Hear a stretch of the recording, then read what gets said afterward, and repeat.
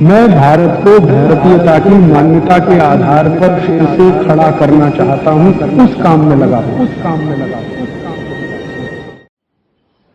ये भूख एक ऐसा वेग है जिसको अगर आपने जबरदस्ती रोकने की कोशिश की तो इसमें सबसे ज्यादा रोग उन्होंने गिनाए हैं। 103 रोग हैं अगर भूख को जबरदस्ती रोकने की कोशिश आपने की। और वो कहते हैं पहला रोग शुरू होगा एसिडिटी से और आखिरी जाएगा अंतड़ियों का कैंसर, इंटेस्टाइनल कैंसर। इसलिए कहते हैं भूख को जबरदस्ती मत रोकिए। अब तुरंत आपके मन में सवाल आएगा, जी हम तो उपवास करते हैं तो उन्होंने कहा है एक सूत्र में कि उपवास शरीर के शुद्धि की क्रिया है। और वो आगे कहते हैं कि शरीर शुद्धि होती है तो मन और चित्त दोनों की भी शुद्धि होती है उसके साथ।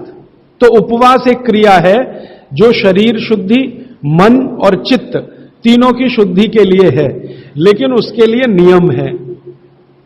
वो ये कहते हैं कि जब आपके शरीर में आपको ऐसा लगने लगे कि अतिरिक्त कुछ हो रहा है, अतिरिक्त से मतलब मैं समझाता हूं, आप खाना खा रहे हैं और आपको ऐसा लग रहा है कि जितनी जरूरत है उतना खा रहे हैं, और कभी ऐसा लगने लगे कि जरूरत से ज्यादा खा लिया है, हमको तुरंत महसूस हो जाएगा, ये शरीर तुरंत बता देगा कि आज तो कुछ ज्यादा ही खा लिया।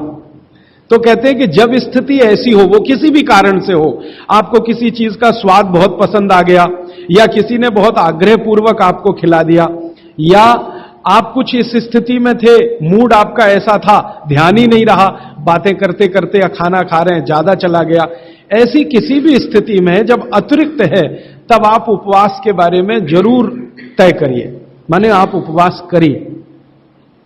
अब उन्होंने उपवास के नियम बताए, बहुत लंबा अध्याय है वो, उसमें से 2-3 महत्व के नियम बता देता हूं।